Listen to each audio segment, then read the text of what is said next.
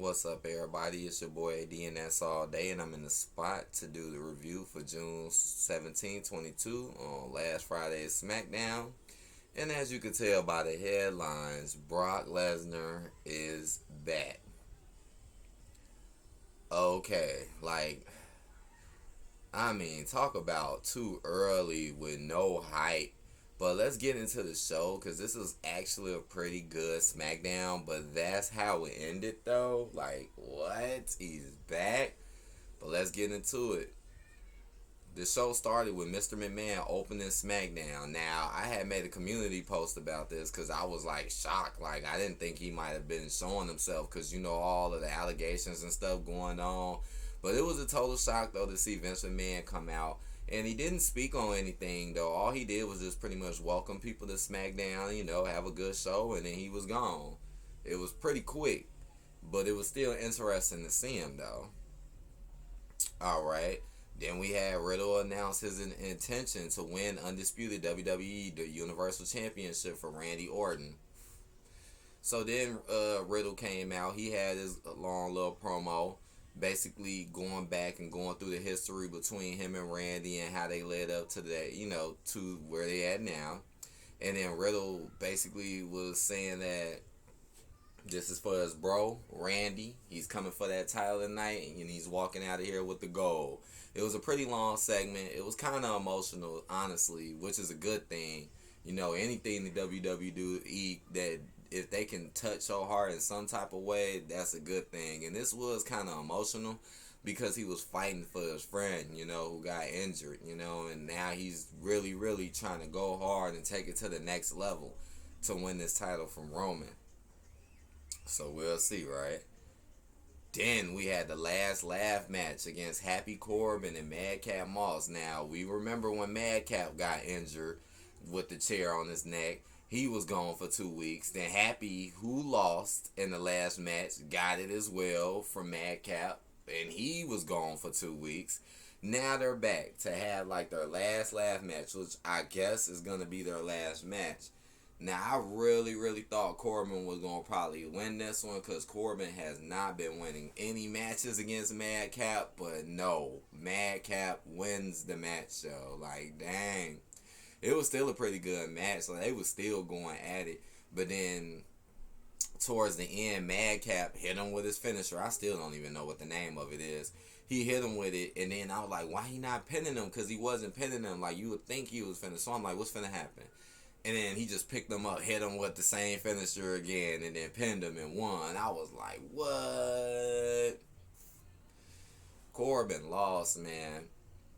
And Madcap was running around being all happy and excited about what happened and this and that. And I'm like, man, it is what it is. I guess Madcap is just being booked really strong even after that injury some weeks ago. And he had his last laugh, indeed.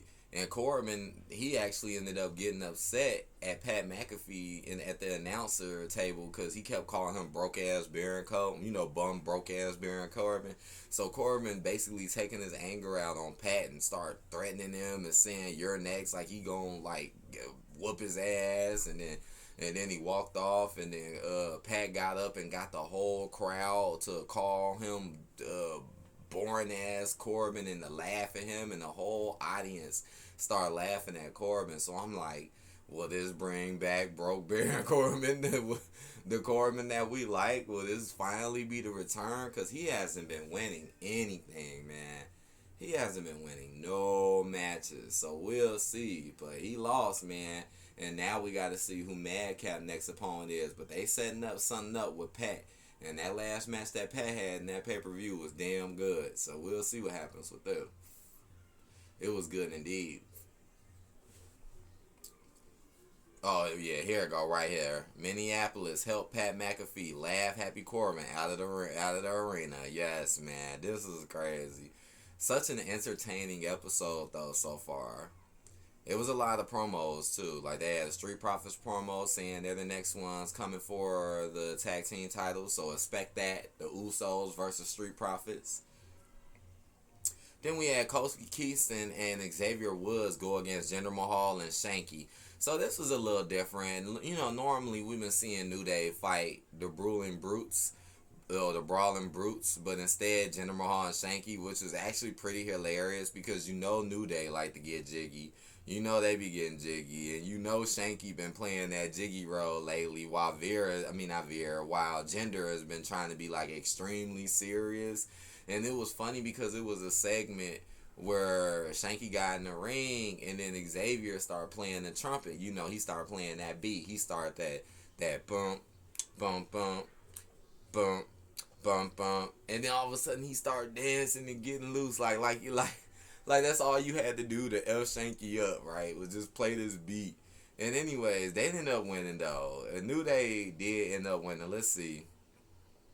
It says Wood's knowledge of the boogie ended up the deciding factor. With his trusty trombone, Woods played a pleasant tune, enticing Shanky, who couldn't control himself and succumbed to the beat, dancing along, which was hilarious.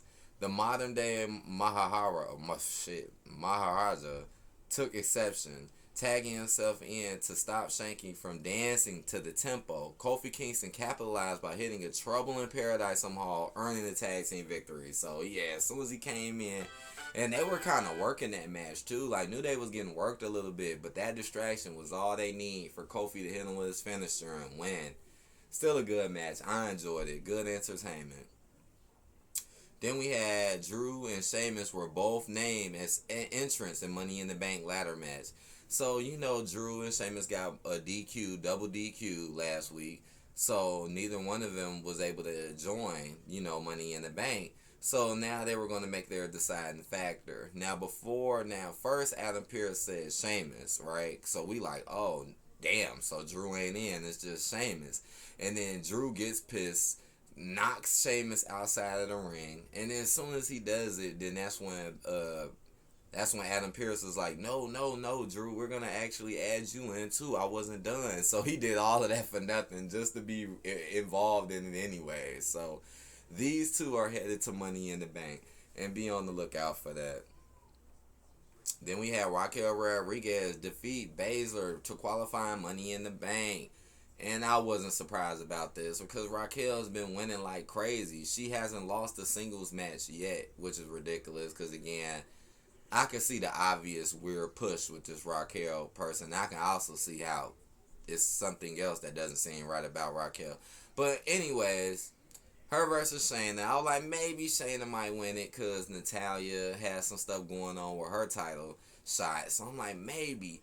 But no, Raquel wins, hits her with her little bomb, whatever the hell she calls her little finisher, and won.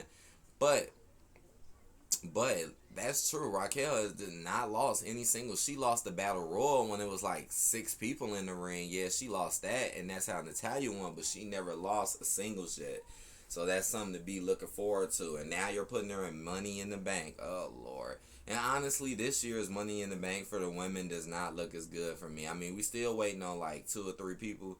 But so far, I'm like, oh, no. Please add something better into the women's, man. Because, golly, I don't know if this Money in the Bank is going to be so great for the women's side. We'll see, though. And then we got the last match, man. Matt Riddle versus Roman Reigns, man. The tribal chief, the bloodline. And he came out with the whole entire bloodline. Indeed. So it was basically Riddle versus all of them, man. And, yo, honestly, this is one of the best matches I ever seen Riddle do. Because Riddle, man, he put his all into this match. Like, literally. He, like, literally did every move in his arsenal. And he gave Roman a run for his money, man. He gave him a better run for his money than Brock Lesnar. Which is surprising, right? Like, oh, so you had Brock show up, but why did Riddle do a way better job than Lesnar did? But after the long fought battle that they had, it was long, it was tough, it was hard, but sorry to say, man, Riddle ended up losing, man, which is crazy. All of that backing for Riddle, all of that stuff for Riddle, all of him being used more than anyone, and he still got taken down by the tribal chief. Wow. You know, wow indeed.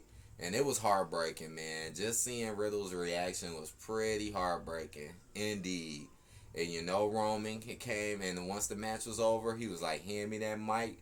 He was like, acknowledge me. He started talking all his mess. He was talking about, oh, I'm finna leave because I beat everybody, which I still don't like. I still don't agree with Roman Reigns barely doing any matches or any pay-per-views but having two belts. The stuff makes no sense to me. But you've got other champions out here working every week. I just don't really understand that at all. I mean, the dude be vacant as fuck though, like a little bit too vacant if you ask me. And the only reason why I feel like Roman people keep thinking like, oh well, he's so strong, this is what he needs, is just because they never let him lose. Like they could do this to anybody. I mean, just imagine a Roman loss. Would people be thinking the same what they think about his title, even if it wasn't for the title? Like, he keeps freaking winning. So, oh, it's okay for him to not be there, though, right? Especially knowing they could have did this with anyone. Anybody. Let's not forget what Roman Reigns was doing before all of this happened. Let's not forget how that Jey Uso storyline was kind of goofy and stupid before it got to the Bloodline role. Let's not forget that, y'all. But anyways, that's what happened. And then that's when Brock showed up. And I was like, what? Now, that was kind of surprising because we ain't seen Brock in like 2 months. And I'm like, what? I'm like, huh? And he comes out and he goes for the shake. Roman tries to shake his hand, which is pretty stupid in itself. Like, why would Roman want to shake his hand? Makes no sense to me. And then Brock Lesnar F5 Roman, and he F5 the Usos, and basically just went ham, you know, and basically letting us know that he's going to be Roman Reigns' next challenger, which is going to probably take another something forever months, which is fucking lame and boring, if you ask me. Like, come on, because you know he ain't finna really be here like that. But, and Brock Lesnar coming back is whack, dude. Who cares about Brock Lesnar coming back? Who cares? You lose every single time. There is no point in getting hyped. And I don't even think the audience really should get hyped at all about somebody that you know is probably going to lose to him anyways. Who in that last match that y'all had was terrible.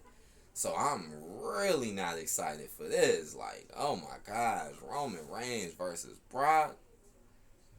Oh boy. Not interested in this again. Please do something to mix this up or something. But overall, though, this show was actually pretty good, honestly, though. I would give it a 4 out of 5. Almost a 4.5 out of 5. Almost. You was close. You were close. But a good show overall and definitely worth watching. We got some more weeks coming up to Money in the Bank, so that'll be coming up soon in a couple of weeks. You know, Raw comes on tomorrow, so I'll be checking that out. And I hope y'all enjoyed this video. Please hit that like button, subscribe, comment, and let me know what you think. And I'll see you guys on the later tip. Peace.